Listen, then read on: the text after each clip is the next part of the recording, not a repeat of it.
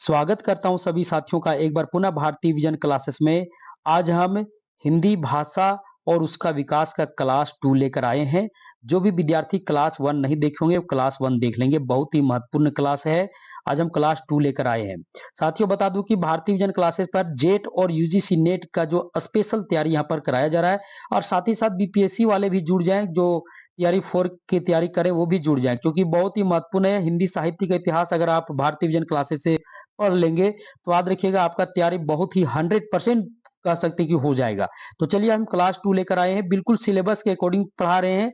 जो जेट का सिलेबस है, नेट का सिलेबस है, बिल्कुल सिलेबस के अकॉर्डिंग हम आज क्या करें तो क्लास को हम लेकर आए हैं। तो चलिए पहला क्लास जो नहीं देखेंगे उसको भी आप देख लीजिएगा। चलिए आज हम दूसरी क्लास की ओर चलते हैं। तो याद रखिए, सबसे पहले हम आपको बता दूं कि जो हिंदी भाषा जो विकसित हुई है, हिंदी भाषा जो विकसित हुई है वो अपभ्रंश भाषा से विकसित हुई है। किसे?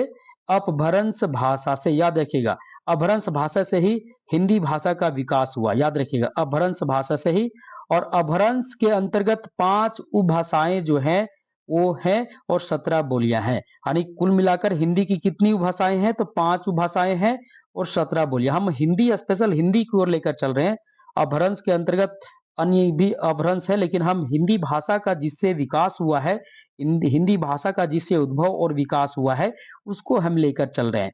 तो हिंदी की कुल कितनी भाषाएं हैं तो 5 और बोलियां कितनी है तो 17। अब देखिए भोलानाथ तिवारी जी क्या करते हैं तो उनका जो है हिंदी भाषा का इतिहास में भोलानाथ तिवारी जो है ताजु बेकी और निमाड़ी 2 अन्य बोलियों को और स्वीकारते हुए वो हिंदी की कुल 19 बोलियां मानते हैं। कितनी बोलियां मानते हैं? 19 बोलियां। अब देखिए हरदेव बाहरी जो है वो दक्षिणी हिंदी को मिलाकर हिंदी की कुल 18 बोलियां मानते हैं। अब यहाँ प्रश्न क्या आ गया, हिंदी की कुल कितनी बोलियां हैं? अगर परीक्षा में प्रश्न इस प्रकार आ जाए कि हिंदी की कुल कितनी बोलियां हैं तो आप 17 याद रखिएगा, 17। भोलानाथ तिवारी के अनुसार हिंदी की कुल कितनी बोलियां हैं तो याद रखिए 19। और हरदेव बाहरी के अनुसार हिंदी की कुल कितनी बोलियां हैं तो 18। हिंदी की कुल कितनी उपभाषाएं हैं तो 5। ये सभी उपभाषाओं भाषाएं हैं वो कहां से विकसित हुई है तो ये सभी उपभाषाएं अपभ्रंश भाषा से विकसित हुई है। इसलिए अपभ्रंश को हिंदी का आधुनिक जननी कहा जाता है। चलिए आगे बढ़ते हैं। देखिए यहाँ पर आपको कॉलम के आधार पर है, हम आपको ये कॉलम के आधार पर आप नोट से लीजिएगा तो नोट से में आप देख लीजिएगा। इसी चीज को हम यहाँ पर क्यों कॉलम में, क्योंकि कॉलम में यहाँ पर जो हम बनाए हैं यहाँ पर आपका देखिए अपभ्रंश भाषा के बाद उपभाषा, उपभाषा के बाद बोलियां और बोलियां, बोलियों के अंतर्गत जो उप बोलियां हैं उसे भी हम यहाँ पर लेकर आए हैं। अब यहाँ देखिए आगे बढ़ते, इसको आप नोट से लीजिएगा तो उसमें आप पढ़ लीजिएगा। हम यहाँ एक प्रकार से भाषा तालिका के आधार पर इसको बहुत ही अच्छी तरीके से आपको समझाएंगे। अभी हम क्या चर्चा किए, हिंदी की कुल कितनी भाषाएं हैं तो 5, बोलियां कितनी है तो 17, इसको याद रखिएगा। और ये भी चर्चा किए कि हिंदी भाषा का जो उद्भव और विकास हुआ वो अपभ्रंश भाषा से ही हुआ है। अपभ्रंश भाषा से ही हुआ है। अपभ्रंश भाषा को हिंदी का क्या माना जाता है तो आधुनिक जननी माना जाता है। चलिए अब यहाँ देखते हैं, अपभ्रंश के अंतर्गत कई अपभ्रंश के कई भाग हैं। उसके अंतर्गत ये मागधी अपभ्रंश, शोरसेनी अपभ्रंश और अर्धमागधी अपभ्रंश, ये तीनों से क्या हुआ तो हिंदी भाषा का जो है वो उद्भव और विकास हुआ है। यानी हिंदी भाषा का जो है विकास हुआ है। याद रखिएगा ये तीनों से, मागधी से, शोरसेनी अपभ्रंश से और अर्धमागधी अपभ्रंश से।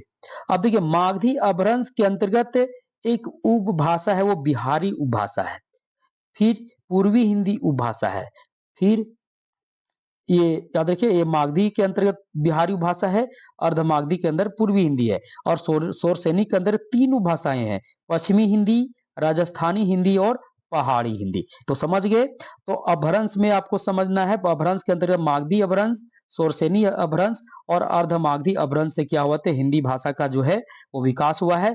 अब मागधी अपभ्रंश के अंतर्गत जो मागधी अपभ्रंश से बिहारी उपभाषा विकसित हुई है और बिहारी उपभाषा के अंतर्गत जो है वो 3 बोलियां हैं। कौन कौन है? भोजपुरी, मगही और मैथिली। उसी प्रकार मागधी अपभ्रंश के से पूर्वी हिंदी उपभाषा विकसित हुई है और पूर्वी हिंदी के अंतर्गत जो है वो 3 बोलियां हैं। वो कौन कौन बोलियां हैं? अवधी, बघेली, छत्तीसगढ़ी। उसी प्रकार अपभ्रंश जो है इसमें शोरसेनी अपभ्रंश के अंतर्गत तीन उपभाषाएं विकसित हुई हैं, वो है पश्चिमी हिंदी, राजस्थानी हिंदी और पहाड़ी हिंदी। और पश्चिमी हिंदी से पांच बोलियों, जो पांच बोलियां हैं वो विकसित हुई है, वो है खड़ी बोली, ब्रजभाषा, हरियाणवी, कन्नौजी और बुंदेली। जबकि राजस्थानी उपभाषा के अंतर्गत मारवाड़ी, जयपुरी, मेवाती और मालवी। कौन कौन? मारवाड़ी, जयपुरी, मेवाती और मालवी उपभाषा क्या हुआ, तो उपभाषाएं जो है विकसित हुई है। अब पहाड़ी हिंदी के अंतर्गत पश्चिमी पहाड़ी और मध्यवर्ती पहाड़ी जो है वो बोलियां विकसित हुई हैं। तो इसी से समझिए, इस चार्ट से आप बहुत कुछ समझ सकते हैं। सबसे पहले देखिए, हिंदी भाषा का जो विकास है कौन कौन अपभ्रंश से हुआ, तो याद रखिएगा मागधी, सोरसेनी और अर्धमागधी। अभी हम चर्चा किए थे हिंदी की कितनी भाषाएं, पांच। वो पांच कौन कौन है, तो बिहारी भाषा, पूर्वी हिंदी, पश्चिमी हिंदी, राजस्थानी और पहाड़ी, ये कुल पांच भाषाएं हैं जिसे हिंदी भाषा का जो है कह सकते हैं कि विकास हुआ है। उसके बाद अब इन उपभाषाओं के अंतर्गत देखिए 17 बोलियां हैं, वो देख लीजिए एक एक करके। भोजपुरी, मगही, मैथिली, अवधी, बघेली, छत्तीसगढ़ी, खड़ी बोली, ब्रजभाषा, हरियाणवी, कन्नौजी, बुंदेली, मारवाड़ी, जयपुरी, मेवाती, मालवी, पश्चिमी पहाड़ी और मध्यवर्ती पहाड़ी। तो कुल कितनी, तो कुल 17। 17 इसको भी आप गिन लीजिएगा, 3 3 6, 6 और 5 11, 11 4 15, 15 2 17। तो कुल मिलाकर हिंदी भाषा के कितने, तो 5 उपभाषाएं हैं और 17 क्या है, तो बोलियां हैं। आगे चलते हैं। अब इसका चर्चा तो हम कर ही दिए हैं, फिर भी हम नोट्स में इसको भी हम उतार दिए। हिंदी की 5 उपभाषाएं और 17 बोलियां हैं। हृदय बाहरी जो है यहाँ पर थोड़ा सा 18 मानते हैं, भोलानाथ तिवारी 19 मानते हैं, इसकी चर्चा भी हम कर दिए। अब चलिए एक एक करके 17 बोलियों का परिचय देखते हैं। सबसे पहले खड़ी बोली। खड़ी बोली का अन्य नाम याद रखिएगा, कोरवी भी है, नागरी भी है, सर हिंदी भी है, ये अन्य नाम याद रखिएगा खड़ी बोली के। अब यहाँ देखिए, विद्वानों द्वारा खड़ी बोली का जो अर्थ जो है, कुछ विद्वान खड़ी बोली को किस अर्थ में लिए हैं। तो सबसे पहले सुनीति कुमार चटर्जी जो खड़ी बोली का मतलब समझते हैं सीधी, क्या समझते हैं, सीधी समझते हैं। कामता प्रसाद गुरु जो है वो खड़ी बोली का मतलब कर्कश समझते हैं, क्या समझते हैं, कर्कश अर्थ लिए हैं। जबकि जॉन गिलक्रास्ट जो है वो खड़ी बोली को गवारू बोली कहते हैं, यानी ये विद्वानों ने अर्थ के रूप में खड़ी बोली को लिए हैं। अब यहाँ देखिए खड़ी बोली का अन्य नाम क्या है, तो कोरवी है, नागरी है, सर हिंदी है, ये अन्य नाम है। अब देखिए खड़ी बोली आप अभी चर्चा की थी, खड़ी बोली जो है वो पश्चिमी हिंदी से विकसित है। किससे विकसित है, पश्चिमी हिंदी। तो कुल मिलाकर ये सोरसेनी अपभ्रंश से विकसित है। किससे विकसित है, सोरसेनी अपभ्रंश। सोरसेनी अपभ्रंश से पश्चिमी हिंदी विकसित हुई। अब पश्चिमी हिंदी उपभाषा से खड़ी बोली क्या है, उसकी बोली है। तो कुल मिलाकर खड़ी बोली जो है वो क्या है, तो सोरसेनी अपभ्रंश से विकसित हुई है। हिंदी भाषा का प्रतिनिधि बोली है, याद रखिएगा हिंदी भाषा का जो है खड़ी बोली प्रतिनिधि बोली है। इसका प्रयोग क्षेत्र जो मुख्य क्षेत्र है वो कौन कौन सा है, तो दिल्ली, देहरादून, मेरठ, सहारनपुर और रामपुर, ये क्या है, तो प्रयोग क्षेत्र है जहां पर खड़ी बोली जो है बोली जाती है। खड़ी बोली के प्रथम कवि कौन है, तो खड़ी बोली के प्रथम कवि अमीर खुसरो को माना जाता है। देखिए बहुत ही महत्वपूर्ण है, खड़ी बोली का प्रथम कवि किन्हें माना जाता है, तो अमीर खुसरो को माना जाता है। खड़ी बोली का प्रथम गद्य रचना एवं लेखक कौन है, तो खड़ी बोली का प्रथम गद्य रचना, ये तो कवि थे, ये काव्य रचना किए थे, जबकि गद्य रचना करने वाले प्रथम लेखक और उनका कौन सी रचना, उसकी चर्चा कर लेते हैं। तो खड़ी बोली का प्रथम गद्य रचना जो है वो है चंद छंद वर्णन की महिमा, और इसके लेखक कौन है, तो गंग कवि है। बहुत ही वीवीआई है, जितना भी प्रश्न है इसमें टॉपिक है सब हम आपके सामने लाए ताकि आपको कंफ्यूजन ना हो। खड़ी बोली का जो उत्थान काल है वो कौन सा है, तो द्विवेदी युग, याद रखिएगा आधुनिक काल का जो द्विवेदी युग है वो खड़ी बोली का क्या है, तो उत्थान काल है। कोरवी का शुद्ध रूप क्या है, अब देखिए खड़ी बोली को कोरवी भी कहा गया है। अब कोरवी का शुद्ध रूप बिजनौरी को माना जाता है, यानी खड़ी बोली का जो शुद्ध रूप है वो बिजनौरी को माना जाता है। तो ये खड़ी बोली से संबंधित महत्वपूर्ण जितने भी तथ्य थे सभी को हम आपको बताएं। अब चलते हैं, अब देखते हैं दूसरी बोली ब्रजभाषा। अब ब्रजभाषा जो है इस बोली का जो आरंभिक रूप जो है आदिकाल में पिंगल के नाम से था। आदिकाल साहित्य आप पढ़ेंगे तो उसमें डिंगल भाषा शैली और पिंगल भाषा शैली का उसमें प्रयोग है, उसे आप जरूर पढ़े होंगे। और मध्यकाल में इसी ब्रज भाषा को भाखा के नाम से भी जाना जाता, नहीं मध्यकाल में ब्रज भाषा को भाखा नाम से मिलता है ब्रज भाषा, और आदिकाल में पिंगल के नाम से। आगे चलते हैं। शोरसेनी अपभ्रंश से विकसित है, ये किससे विकसित है तो शोरसेनी अपभ्रंश से विकसित है। और किस उपभाषा की बोली है तो यह भी जो है वो पश्चिमी हिंदी उपभाषा की बोली है और शोरसेनी अपभ्रंश से विकसित है। आगे देखते हैं। सूरदास ब्रज भाषा के प्रतिनिधि कवि हैं। सूरदास कौन है तो ब्रज भाषा के प्रतिनिधि कवि हैं। काव्य में ब्रज भाषा का सर्वप्रथम प्रयोग 1300 ईस्वी के आसपास सारंधर ने किया। याद रखिएगा, मिश्र बंधु जो है उनका जो मिश्र बंधु विनोद है उसके अगर आप पढ़े होंगे तो उसमें उन्होंने यह बताया है कि काव्य में ब्रज भाषा का सर्वप्रथम प्रयोग जो है 1300 ईस्वी के आसपास हुआ था, और ये किसने किया था तो सारंगधर ने किया था। आगे बढ़ते हैं। ब्रज भाषा का प्रतिनिधि कवि सूरदास है, और उनके द्वारा जो रचित रचना है सूर सागर, सूर सारावली साहित्य लहरी जो है ब्रज भाषा की अमूल्य कृति है, बहुत ही प्रसिद्ध और अमूल्य कृति है। आगे बढ़ते हैं। घनानंद भी खड़ी ब्रज भाषा से संबंधित है। तो घनानंद को ब्रज भाषा प्रवीण के नाम से जाना जाता है। बहुत ही VVI याद रखिए, जेट में यह प्रश्न पूछ सकता है, ब्रज भाषा प्रवीण किसे कहा जाता है तो घनानंद को कहा जाता है। अब ब्रज भाषा कहाँ कहाँ पर अधिकतर कहाँ बोली जाती है ब्रज भाषा तो देखिए मथुरा, आगरा, अलीगढ़, एटा, बरेली जो है यह क्या है तो ब्रज भाषा का प्रयोग क्षेत्र है। अब आगे बढ़ते तीसरी बोली हरियाणवी को देखते हैं। तो हरियाणवी का अन्य नाम क्या है तो बांगरू या जाट है। क्या है? बांगरू या जाट है। शोरसेनी अपभ्रंश से विकसित है, पश्चिमी हिंदी की बोली है, यानी शोरसेनी अपभ्रंश से विकसित है। और किस हिंदी की यह बोली है तो पश्चिमी हिंदी जो उपभाषा है उसकी बोली है। गिरियर्सन ने इसे बांगरू कहा है। तो हरियाणवी को बांगरू किसने कहा है तो गिरियर्सन ने कहा है। प्रयोग क्षेत्र है हरियाणा, पंजाब, दिल्ली, रोहतक, पटियाला, ये क्या है तो प्रयोग क्षेत्र है। आगे बढ़ते हैं। अब चलते हैं बुंदेली। अगली बोली बुंदेली। तो शोरसेनी अपभ्रंश से यह विकसित है और पश्चिमी हिंदी की बोली है। शोरसेनी अपभ्रंश से विकसित है, पश्चिमी हिंदी की क्या है बोली है। बुंदेली और ब्रज भाषा में घनिष्ठ संबंध है। और प्रयोग क्षेत्र जो है इसका है झांसी। बुंदेली कहाँ कहाँ पर बुंदेली बोली जो है कहाँ पर बोली जाती है तो झांसी, ग्वालियर, ओरछा और होशंगाबाद, ये प्रमुख क्षेत्र है, याद रखिएगा। आगे बढ़ते हैं। अब चलते हैं कन्नौजी।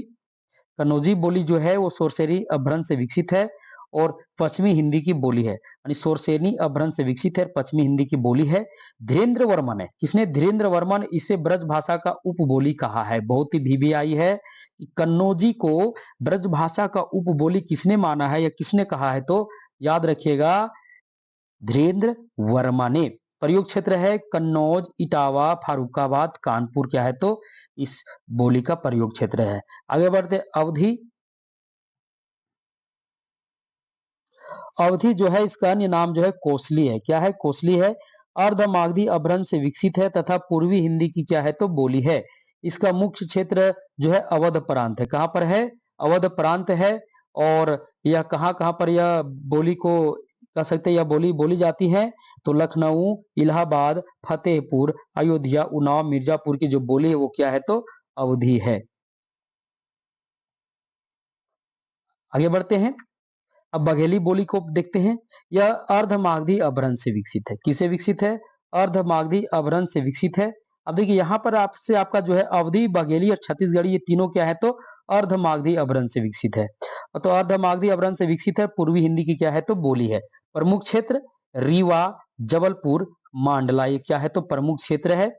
अब देखिए बाबूराम सक्सेना के अनुसार जो है बघेली अवधि की बोली है। देखिए अब बघेली को अवधि की बोली किसने माना तो बाबूराम सक्सेना ने माना। ये भी VVI है, याद रखिएगा। अवधि को जो है बघेली को अवधि की बोली कौन माने तो बाबूराम सक्सेना। या फिर बघेली किसकी बोली मानी जाती है तो अवधि की बोली मानी जाती है। आगे बढ़ते हैं। अब देखते हैं छत्तीसगढ़ी। छत्तीसगढ़ी का अन्य नाम क्या है तो लरिया या खलटाही है, इसके अन्य नाम है। अर्धमागधी अपभ्रंश से विकसित है, पूर्वी हिंदी की बोली है। लरिया या खलताही अन्य प्रचलित नाम है। देखिए लरिया या खलटाही या लरिया या खलताही, टाही ताही इस तरह का मिलेगा तो देखिएगा इसको दोनों को समझ कर चलना है। तो लरिया और खलताही अन्य इसके प्रचलित नाम है, याद रखिएगा। और इसका मुख्य क्षेत्र है छत्तीसगढ़, रायपुर, रायगढ़, सारंगढ़ और दुर्ग, यानी छत्तीसगढ़ी बोली का जो क्षेत्र है वो छत्तीसगढ़ है, छत्तीसगढ़ के अंतर्गत रायपुर, रायगढ़, सारंगढ़, दुर्ग इत्यादि इसका जो है प्रमुख क्षेत्र है। आगे बढ़ते हैं। पश्चिमी हिंदी, अन्य नाम मारवाड़ी, शोरसेनी अपभ्रंश से विकसित है। अब देखिए पश्चिमी हिंदी जो है पश्चिमी राजस्थानी, माफ कीजिएगा पश्चिमी राजस्थानी, इसका अन्य नाम क्या है? मारवाड़ी है। शोरसेनी अपभ्रंश से विकसित है। किसे विकसित है? शोरसेनी अपभ्रंश से विकसित है। और राजस्थानी की क्या है? ये उपबोली है, राजस्थानी की सॉरी बोली है। प्रमुख क्षेत्र है जोधपुर, अजमेर, किशनगढ़, मेवाड़। फिर है पूर्वी राजस्थानी, जिसका अन्य नाम क्या है? जयपुरी है।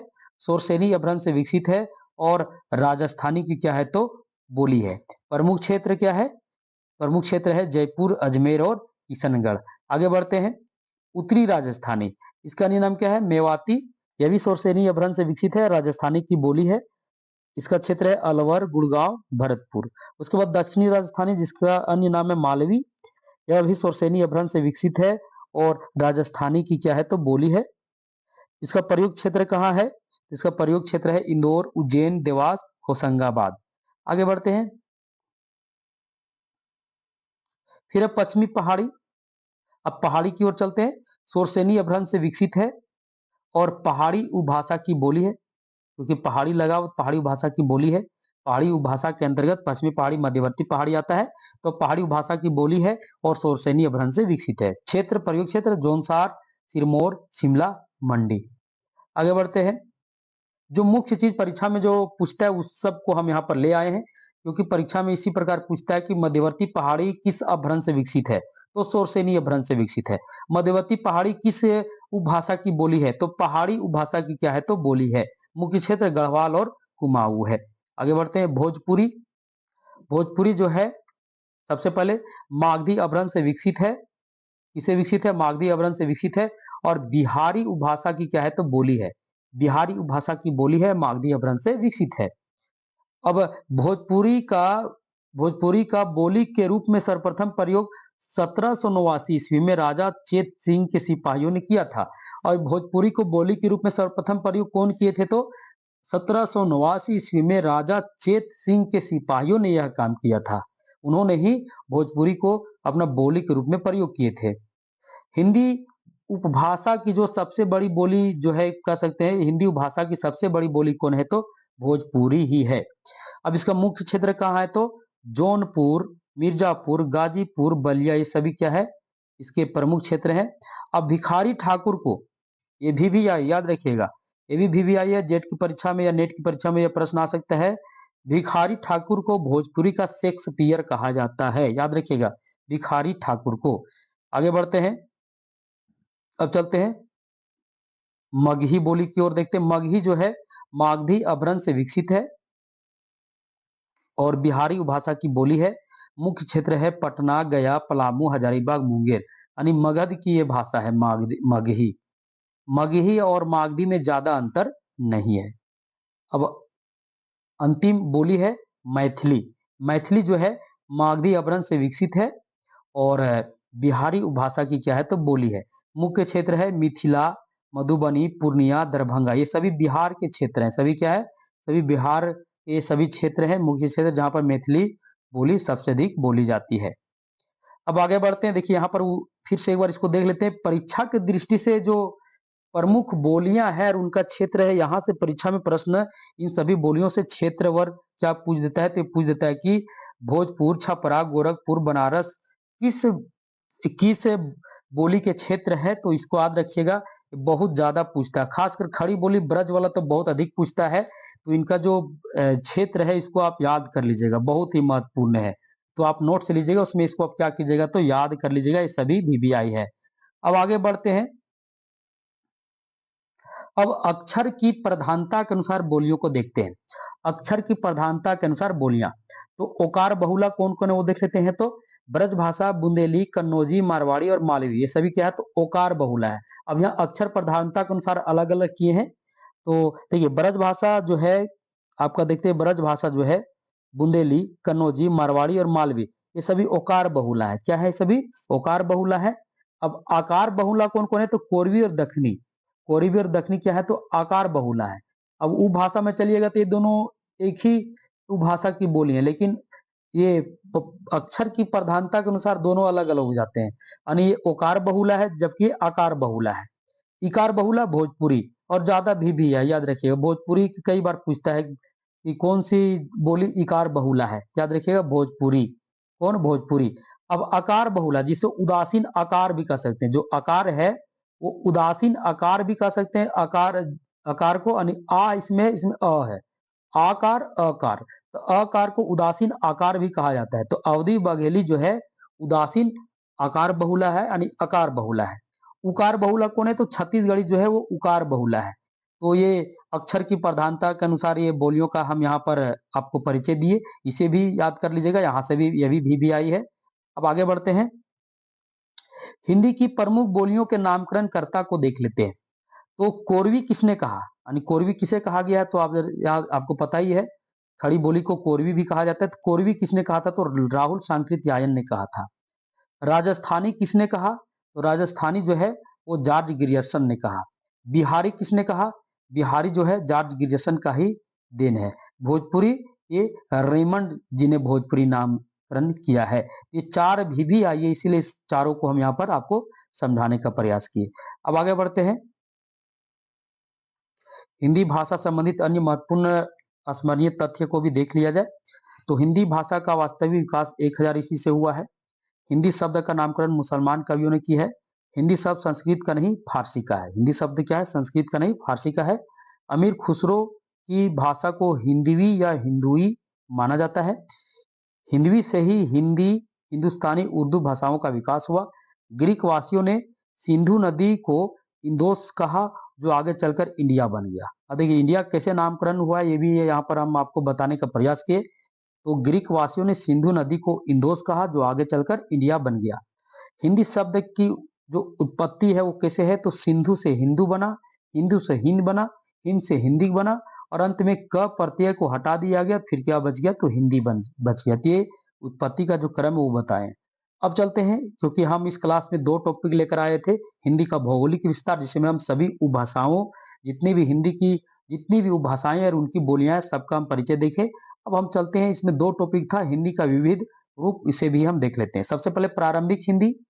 तो हिंदी के विविध रूप में अब हिंदी, उर्दू, दक्षिणी और हिंदुस्तानी को पढ़ेंगे। तो सबसे पहले प्रारंभिक हिंदी को देख लेते हैं। हिंदी भाषा की आदि जननी संस्कृत को माना जाता है। हिंदी भाषा भारतीय आर्य भाषा से विकसित हुई है। हिंदी भाषा का विकास का आधार पर भारतीय आर्य भाषा 3 कालों में बटी है। कौन कौन? प्राचीन भारतीय आर्य भाषा, मध्यकालीन भारतीय आर्य भाषा और आधुनिक भारतीय आर्य भाषा। हिंदी भाषा का जो विकास क्रम है वो किस प्रकार है? संस्कृत से पाली, पाली से प्राकृत, प्राकृत से अभ्रंश, अभ्रंश से अवध, अवध से पुरानी हिंदी। अब हिंदी का नामकरण मुसलमान कवियों ने की है। हिंदी भाषा का आधुनिक जननी कौन है? तो अभ्रंश है। हिंदी का आदि जननी संस्कृत, आधुनिक जननी अभ्रंश, ये भी याद रखिएगा। अब चलते हैं, हिंदवी और हिंदुई से संबंधित भी कई बार परीक्षा में प्रश्न आते हैं। तो मुस्लिम परंपरा के कवियों और विद्वानों ने मध्यकालीन जनभाषा को ही हिंदवी कहा था। मुस्लिम परंपरा के जो कवि थे, विद्वान थे, वो मध्यकालीन जनभाषा को हिंदवी कहा था। भक्ति काल में फारसी कवि ओफी ने, यानी भक्ति काल के फारसी कवि ओफी ने देसी भाषा के रूप में हिंदवी शब्द का प्रयोग किया। ये भी बहुत ही महत्वपूर्ण है। अमीर खुसरो ने हिंदी भाषा को हिंदवी या हिंदुई माना है। क्या माना है? या तो हिंदवी माना है या तो हिंदुई माना है। अमीर खुसरो को तूतीय हिंद कहा जाता है, ये भी महत्वपूर्ण है। अमीर खुसरो को क्या कहा जाता है? तो तूतीय हिंद माना जाता है। और ये भी आई है, याद रखना। ये जेट और नेट के लिए बहुत ही भी आई ये टॉपिक है। आगे बढ़ते हैं, तुर्की अरबी हिंदवी भाषा वे ही आही। तुर्की हिंदी अरबी हिंदवी भाषा तेही आही। जामे मरग प्रेम का सबे खराहे ताही। ये जायसी जी का है। ये जो पंक्ति किनका है? तो जायसी जी का भी आई पंक्ति है, नेट या जेट के विद्यार्थियों के लिए। आगे बढ़ते हैं, हिंदवी शब्द का भारत के विभिन्न हिंदी भाषी बोलियों जैसे ब्रज भाषा, अवधी, बुंदेलखंडी इत्यादि के साथ मिश्रण रहा। यानी हिंदवी शब्द का जो है वो हिंदी भाषी क्षेत्र की जो बोलियां हैं, ब्रज भाषा, अवधी, बुंदेलखंडी इत्यादि के साथ मिश्रण रहा। परंतु हिंदी भाषा का खड़ी बोली के रूप में सबसे अधिक प्रसिद्धि मिली। यानी हिंदी भाषा का सबसे अधिक प्रसिद्धि मिली किस बोली के रूप में? तो खड़ी बोली, जो हिंदी जो बोली थी बाद में हिंदी भाषा का रूप धारण की, तो खड़ी बोली के रूप में हिंदी भाषा का जो है सबसे अधिक प्रसिद्धि मिली हिंदी भाषा को। आगे बढ़ते हैं। हिंदवी से ही मुसलमानों ने नई भाषा शैली उर्दू का जन्म, यानी हिंदवी से ही मुसलमानों में, किनमें, तो हिंदवी से ही मुसलमानों ने नई भाषा शैली उर्दू का जन्म हुआ था, ये भी याद रखिएगा। आगे बढ़ते हैं, उर्दू के बारे में थोड़ा सा देख लेते हैं। उर्दू शब्द तुर्की भाषा का है। किसका है? तो तुर्की भाषा का है। इसका अर्थ शाही शिविर या खेमा होता है, ये भी बहुत ही महत्वपूर्ण है। उर्दू के लिए रेख्ता का प्रचलन 18वीं से 19वीं सदी तक चलता रहा। भारत से पाकिस्तान का अलग होने पर पाकिस्तान की राष्ट्रभाषा उर्दू बनी। जब भारत से पाकिस्तान अलग हुआ तो पाकिस्तान की राष्ट्रभाषा क्या बनी? तो उर्दू बनी। उर्दू भारत की क्या है? तो राजभाषा है।